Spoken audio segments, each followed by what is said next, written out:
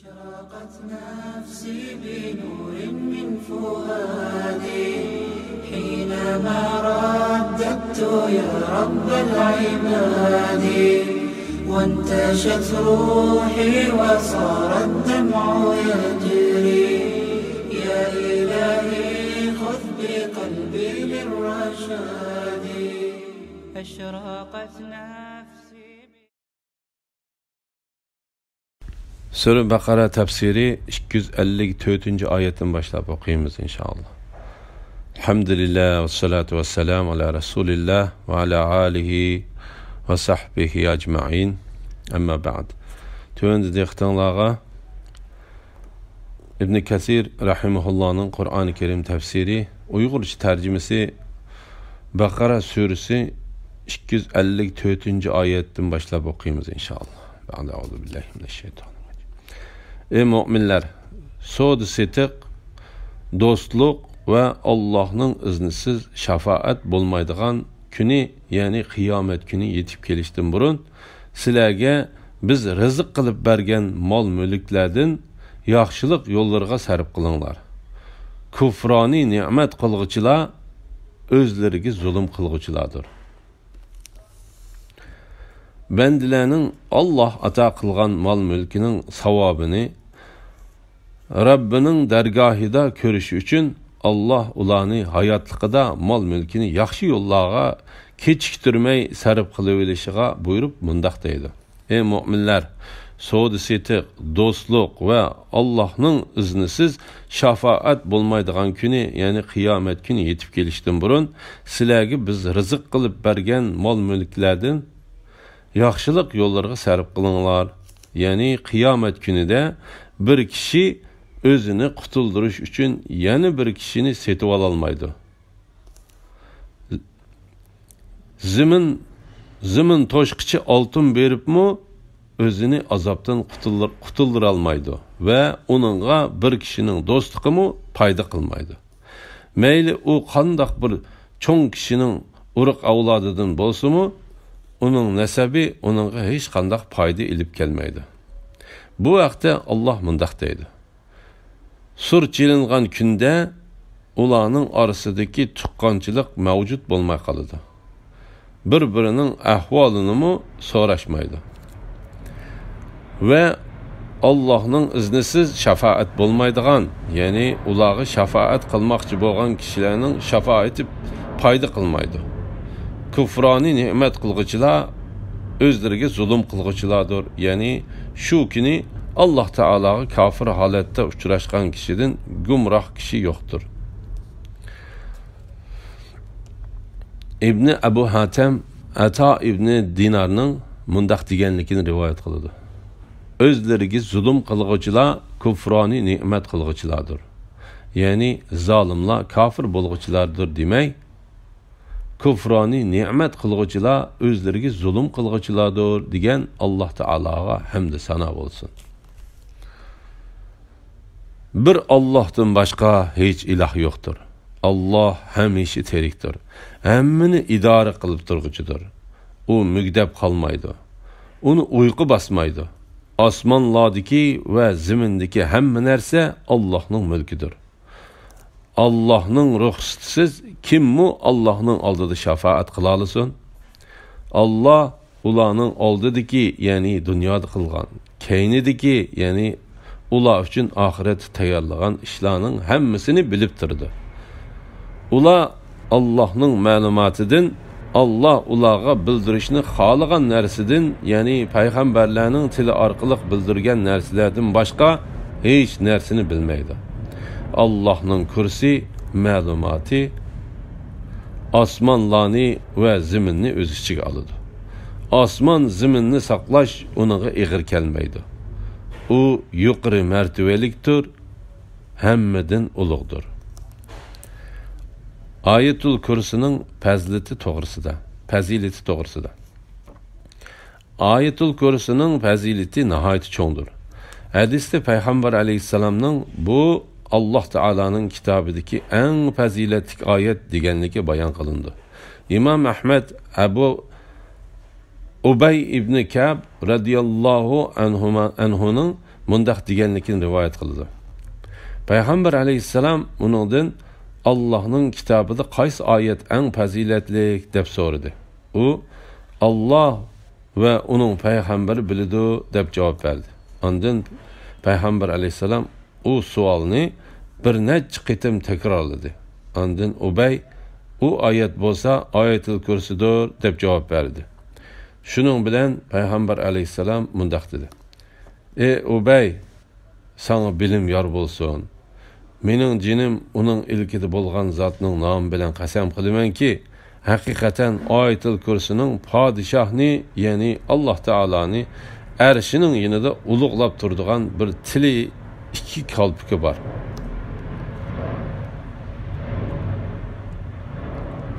İmam Ahmed Abu Ayyub radıyallahu anhu'nun mundaq deganligini rivoyat qildi. Men o'zimning xorma ambarida edim. U ambarga jin kelib xormadan oldi. Ondan payg'ambar alayhissalomga u jindan shikoyat qilib berdim. Payg'ambar alayhissalom menga: "Sen u jinni ko'rgan vaqtingda Allohning ismi bilan payg'ambar alayhissalomning yeniga borgin" degan duoni qilgan dedi. U jin keldi. Uningga heliqi duoni o'qib, uni tutib oldim. U jin menga: "Men bu yerga qaytib kelmayman" dedi. Shuning bilan men jinni qo'yib berdim. Ondan men payg'ambar alayhissalomning yeniga keldim. Payg'ambar alayhissalom: "Sening asring, ya'ni tutib olgan jinni demakchi, nima qildi?" dedi. Men uni tutib olgan edim. U menga: "Men bu yerga qaytib kelmayman" deb ikki qitim degan edi. Men uni qo'yib berdim dedim. Payg'ambar alayhissalom: "U cho'qim qaytib keladi" dedi. U jin qaytib keldi. Men uni 2-3 qitim tutib oldim. Har qitimda u jin "Men bu yerga qaytib kelmayman" deydi.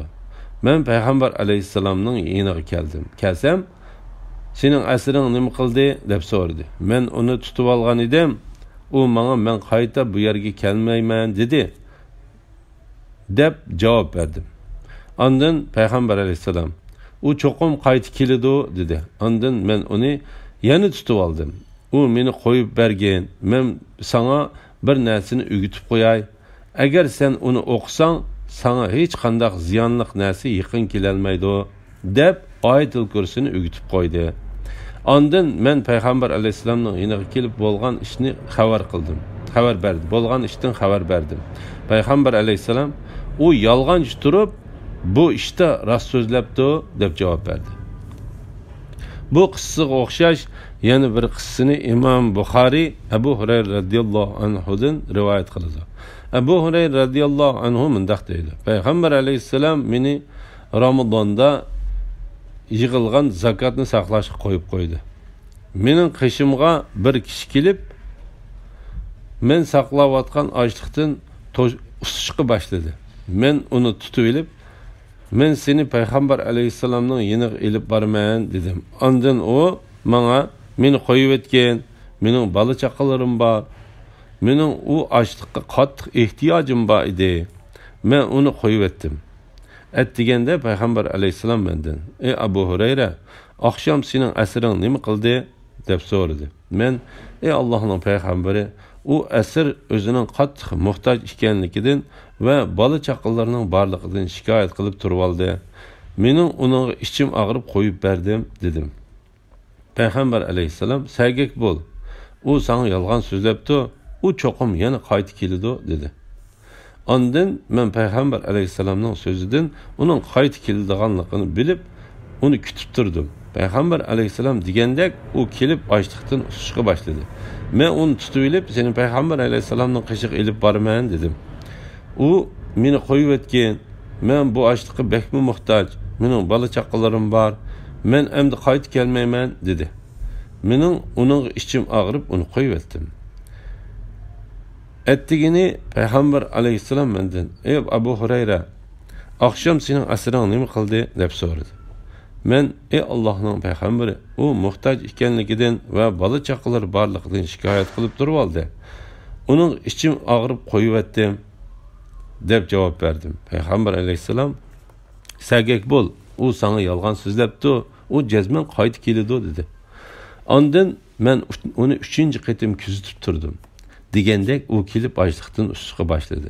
Men uni tutib olib, buning bilan 3 qatim bo'ldi. Men seni payg'ambar alayhisalomning qishiq elib borman. Sen qaytib kelmayman deb, yana kelding dedim. Ondan u meni qo'yib etgan. Men Allah sana uning bilan foyda yetkazadigan bir necha so'zlarni o'gitib qo'yay dedi. Men uningga u so'zlar qaysi dedim. U sen oqshimi yotadigan o'rningga borsang, bir Allohdan boshqa hech iloh yo'qdir deb Oyatul Kursini oyog'igacha o'qigan. Sen uni o'qisang, Allah tarafidan bir saqlag'uchi sana hamroh bo'ladi va tong otqicha sana şeytan yaqin kelolmaydi dedi. Men uni qo'yib etdim. Atigini payg'ambar alayhisalom akşam sening asring nim qildi deb so'radi. Men ey Allohning payg'ambari, uning gumon qilishicha u menga Allah u so'z bilan foyda yetkazadigan bir necha so'zlarni o'gitib qo'ydi. Ondan men uni qo'yib etdim dedim. Payg'ambar alayhisalom u so'zlar qaysi deb so'radi. Men u menga sen yotadigan o'rniga borganda Oyatul Kursini 5dan boshlab oxirigacha o'qigan. Sen uni o'qisang, sen bilan Allah tarafidan bir saqlag'uchi bildi bo'ladi. Sana tong otqichi şeytan yaqin kelolmaydi dedim. Biz sahobalar yaxshilikqa qiziqadigan bo'lg'achqa, uning o'gitib qo'ygan so'zi uchun uni qo'yib bergan edim. Payg'ambar alayhisalom, "Ogoh bo'l, u yolg'onchi turib, bu ishda sen rost so'zlabdi. Ey Abu Hurayra, 3 kechadan buyon sen so'zlashayotgan heliq kishining kimligini bilamsan?" dedi. Men yo'q dedim. Payg'ambar alayhisalom, "U shaytondir" dedi. Oyatul Kursidagi Allohning katta ismi to'g'risida. Imom Ahmad Yazid ibn Sakanning qizi Asma radhiyallohu anhaning mundaq deganligini rivoyat qiladi. Men payg'ambar alayhisalomning bu bir Allohdan boshqa hech iloh yo'qdir. Allah hamisha tirikdir, hammani idora qilib turg'uchidir va alif lam mim Allah'tan başka hiç ma'bud barhaq yo'qdir. Allah hamisha tirikdir, maxluqotni idora qilib turg'uchidir degan 2 oyatda Allohning katta ismi bor deganligini angladim. İbn Mardavi Abu Umama radhiyallohu anhuning mundaq deganligini rivoyat qiladi. Kimki Baqara, Al-Imron va Tohadan iborat 3 suradagi Allah'ın katta isimlerini tilga elib dua qilsa, Allah o duanı icabet kıldı. Hişam mundaq dedi. Sure Baqara'daki Allah'ın katta ismi var. Allahu la ilahe illa huve el-hayyul qayyum. Ali İmran'daki Alif Lam Mim Allahu la ilahe illa huvel hayyul qayyum. Sure Taha'daki ve anatil vucuhu lil hayyil qayyum degan oyatlardir. Oyatul Kursi o'z ichiga oladigan ayrim 10 mazmun to'g'risida. Birinchi, bir Allohdan boshqa hech iloh yo'qdir. Bu yerde Allah Teala hamma mahluqatlarning ibodat qilishga yolg'iz o'ziningla loyiq ekanligidan xabar berdi. Ikkinchi, Allah hamisha tirikdir, hammani idora qilib turg'uchidir. Ya'ni o'lib qolmaydigan, mangu tirik o'zidan boshqa mahluqatlarni ularga rizq berish va saqlash bilan idora qilib turg'uchidir. Hamma narsalar uningga ehtiyojlidir. U ulardan behojatdir. Ularning mavjud bo'lishi uning buyruqsiz bo'lmaydi deganlikdir. Bu haqda Alloh mundaq deydi. Allohning osmon zaminni o'z amri bilan muallab turg'izishi Allohning kamoli qudratini ko'rsatadigan alomatlaridandir. Allohning osmon zaminni o'z amri bilan muallaq turg'izishi Allah'ın kemali kudretini gösterdiğin alametlerdendir. Üçüncü, o mügdep kalmaydı, onu uykumu basmaydı. Yani hatalık, gaflet ve öz məxluqatlarını unutup kılıştek Allah Teala'ya layık bolmaydıgan işler Allah Teala yüz vermeydi. O her bir canlı kılgan işini bilip ve her bir işe guvah bulup turğucudur. Onundan hiç kandak nersi yoşurum bolmaydı. Hatta onunda mügdeş ve uxlaşımı yüz vermeydi. İmam Bukhari Abu Musa radıyallahu anhu'nun mundaq deganligini rivayet kıldı. Peygamber aleyhisselam içimizde bizge vaz etqanda bu töt sözünü dedi. Allah şeksiz uxlamaydı. Onunğa uxlaş layık emas. O ölçemni yoki rızkını xalığanca düşürdü ve xalığanca kötürüp etdi. Onun dergahına kündüzünün ameli keçe kirişten burun kötürüldü. Keçinin ameli tan etişten burun kötürüldü. Onun perdesi bunundan hazırki biz işiltivatkan perdedek perde tasavvur kılınsı bulmaydı. Nur yoki ottur. Onun perdesi nur yoki ottur. Eğer o perdeni açıdığan bolsa, onun yüzünün nuri, onun közü yetken məxluqatlarını, yani bütün məxluqatlarını köydürüp etdi.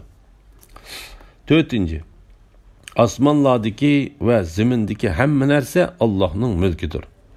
Bu bütün məxluqatlarının onun kulu, onun ilkide ve onun hükümranlık aslıda ikenlikinden haber verişidir.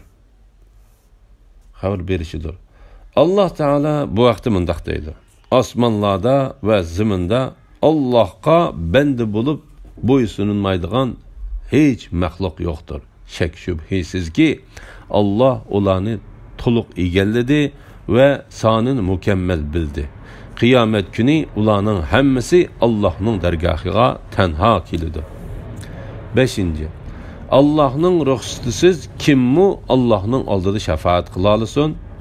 Bu vakti Allah Teala mındaq deydi. Asmanlarda nurgun periştiler bulup Allah'ın şefaati hiç nersige esqatmaydı. Fakat Allah özü xalığan ve razı bolğan adamge şefaat kılışqa ruhsat kılsıla andın Allah'ın şefaati esqatıdı. Yani Allah'ın kattılığı ve çoğunluğundan onun ruhsatisiz Allah'ın dergahida bir kişi bir kişiga şefaat kılışqa cüret kılalmaydı. Şefaat doğrusidagi hadislarning mazmuni mundaq bayon qilindi. Peygamber aleyhisselam men arşinin tegiga kelimanda sajda qilaman. Ondan Allah Teala meni öz xalığan muddatgacha sajdada qo'yib qo'ydi.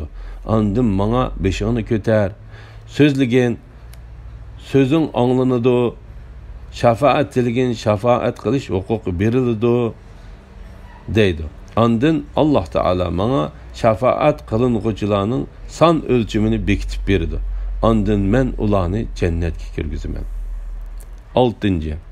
Allah ularning oldidagi, yani dunyoda qilgan, keynidagi, yani ular uchun oxirat tayyorlagan ishlarning hammasini bilib turdi.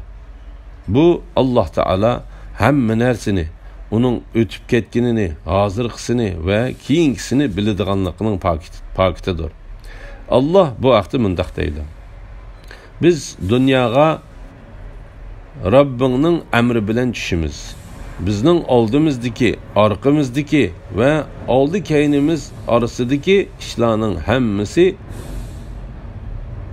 Allah'ning ilkididir. Rabbing bandalarining amallaridan hech narsani unutmaydi. 7. Ular Allah'ning ma'lumatidan Allah ulağı bildirishni xohlagan narsalardan, yani payg'ambarlarning tili orqali bildirgan narsalardan boshqa hech narsani bilmaydi. Yani bir kishi Allah Teala'nın bilimidan Allah onunğa bildirgan narsadan boshqa kichikkinami narsani bilmaydi. Yani buningdan Allah Taala'nın isim süpetleriga münasebetlik bilimlerden Allah bildirgenden başka hiç kandak bir narsani bilmaydi. Deganlik maqsad qilingan bo'lishi mumkin. Allah bu haqda mundaq deydi. Allah ularning oldidikini va keynidikini biladi. Ular bo'lsa uni bilmaydi. 8. Allah'ның kursi ma'lumoti osmonlarni va zaminni o'z ichiga oladi. Bu oyatning ma'nosi haqida Vakia İbn Abbas radıyallahu anhumanın mundaq deganligini rivoyat qiladi. Allah Taala'nın kursi onun ikki putini qo'yadigan yerdir. Her qandaq kishi Allah Taala'nın arshinin qanchalikligini o'lcholmaydi. Zahhak İbn Abbas radıyallahu anhumanın mundaq deganligini rivoyat qiladi. Agar 7 qat osmon va 7 qat zamin yeyilib, ondan birisi-birisiga ulashsa-mu, kursining oldida bepoyon cho'lda turgan bir tal halqidek turdi. 9. Osmon zaminni saqlash uninga ig'ir kelmaydi.